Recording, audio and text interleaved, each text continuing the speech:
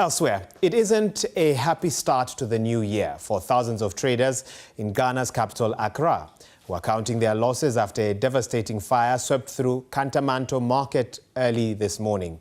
The cause of fire is still under investigation, with authorities working to assess the extent of this damage. No casualties have been reported. Katamanto is one of the world's largest second-hand markets for clothes from the global north.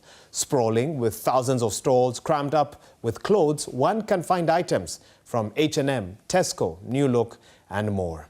Indeed, thousands of traders have been left in despair, with many appealing for support from the government to rebuild their businesses and to improve market safety measures. Now, this is what the spokesperson from the Ghana National Fire Service had to say.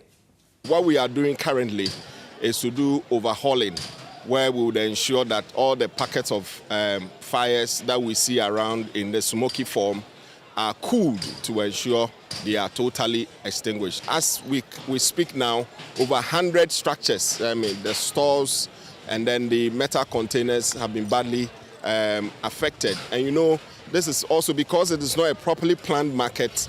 All manner of waste, but predominantly they deal in second-hand clothing. Some of the containers had flammable solvents and paint as well, and that made firefighting very difficult. And joining me now is the BBC's West Africa correspondent, Komla Adom.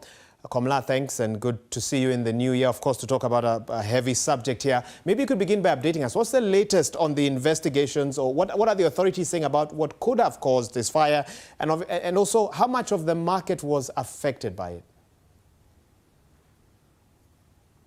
Well, Waiga, authorities have told the BBC in the last few minutes that they have begun an assessment to take inventory of the exact extent of damage. We speak about the number of stores that have been affected and also the number of traders who have lost their wares to this fire. In fact, earlier in the day, many of the traders had thronged the fire scene to attempt to salvage what they could of what was left of their wares, but that was unsuccessful, as many of those who had thronged the site looked on helplessly as the fire consumed the entire stretch, which is believed to be bigger than the size of 3 standard football pitches. And of course, we've seen some pictures of the traders trying to rescue or recover what they can. What have they been telling you?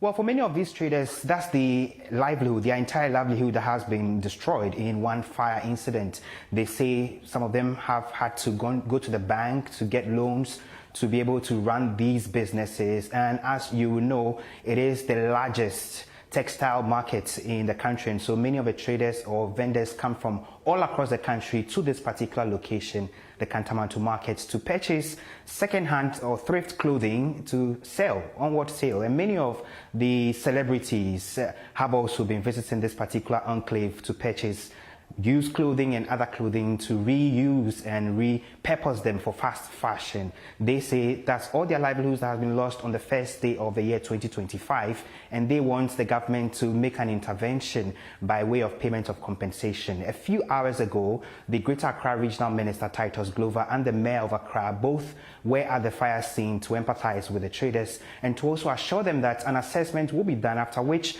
the incoming government will be recommended to pay some compensation. I have 4 shops. All the shops are even burned. I don't know where I will even go. And the women are crying. They are suffering.